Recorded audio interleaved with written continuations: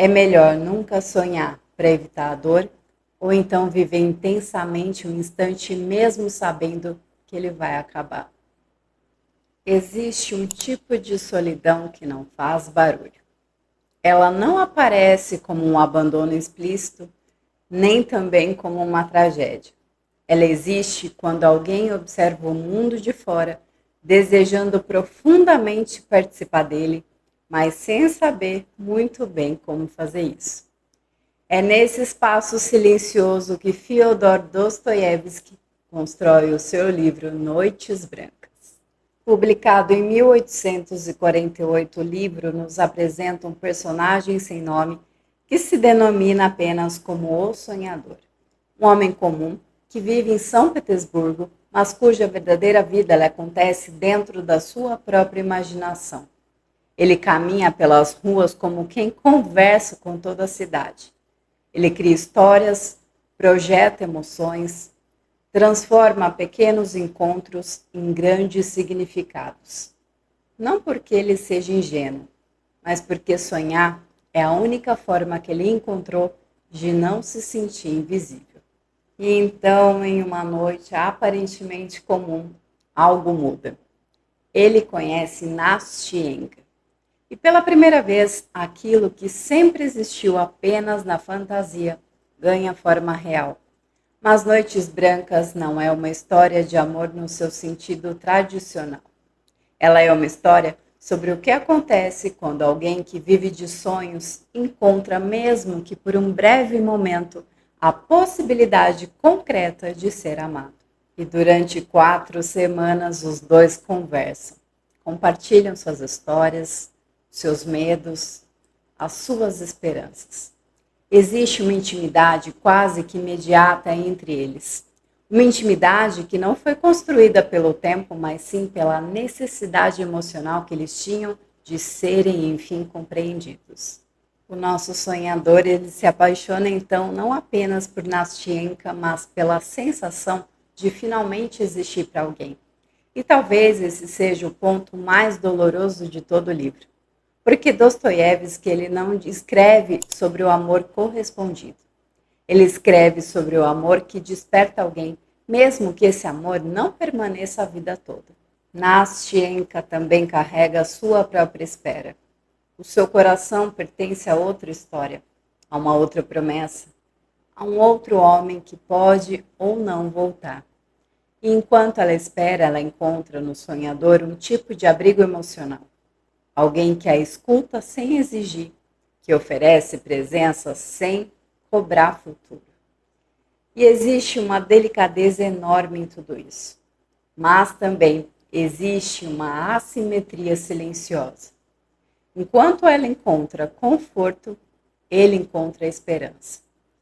E esperança, quando nasce em quem sempre viveu sozinho, ela cresce rápido demais. Ao longo das noites, o sonhador começa a acreditar que talvez a sua vida finalmente esteja mudando. Que talvez ele deixe de ser apenas um observador para enfim se tornar protagonista da sua própria história.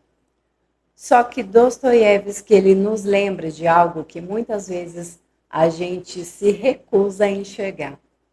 Nem todo encontro vem para durar. Alguns, eles vêm apenas para revelar quem nós somos de verdade. E quando a realidade finalmente chega, simples, direta e inevitável, o sonho se desfaz.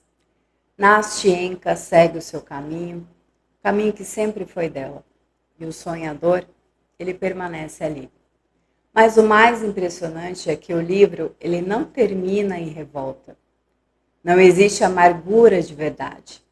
Existe uma tristeza, sim. Uma tristeza profunda e silenciosa, mas também existe um tipo de gratidão. Porque por alguns dias ele viveu. Por alguns dias ele foi visto. E talvez essa seja a grande pergunta que Noites Brancas deixa para todos nós. É melhor nunca sonhar para evitar a dor, ou então viver intensamente um instante mesmo sabendo que ele vai acabar.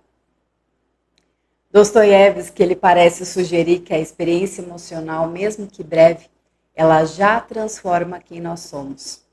Eu também acredito nisso. E você?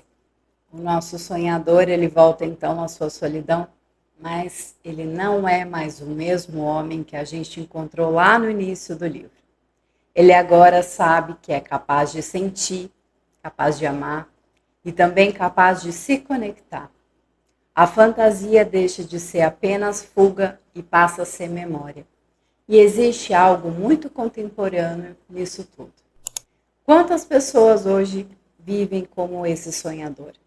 Observando vidas pelas telas, imaginando versões possíveis de si mesmas, sentindo profundamente, mas participando muito pouco da própria realidade que vive.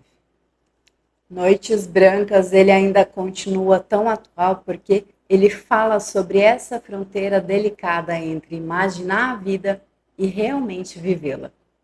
Ele não condena o sonho, mas ele também nos lembra que viver exige assumir riscos. Talvez o livro ele não seja sobre um amor perdido, mas sobre um tipo de despertar emocional. Sobre aquele momento raro em que alguém cruza o nosso caminho apenas para nos mostrar que o nosso coração ele ainda está vivo. E no fim de tudo fica aquela sensação agridoce, como as próprias noites brancas de São Petersburgo, claras demais para serem noite, breves demais para serem dia. Um instante suspenso entre o que poderia ter sido e o que ainda assim valeu a pena existir. Porque às vezes um único encontro, ele não muda o destino, mas ele muda para sempre a forma como enxergamos a nós mesmos. E talvez seja isso que Dostoiévski ele queria nos dizer. Que mesmo os amores, as amizades e os encontros que não permanecem, eles podem ainda assim iluminar uma vida inteira. Tá com vontade de chorar também, né? Aqui a gente conversou sobre Noites Brancas como um todo, mas eu também estou vivendo essa leitura aos poucos, lá com os nossos membros do canal, explorando cada noite com mais profundidade e mais sentimento. Se você sentir vontade de viver também essa história mais de perto, eu vou adorar te ver por lá. Por hoje é isso. Até o nosso próximo vídeo.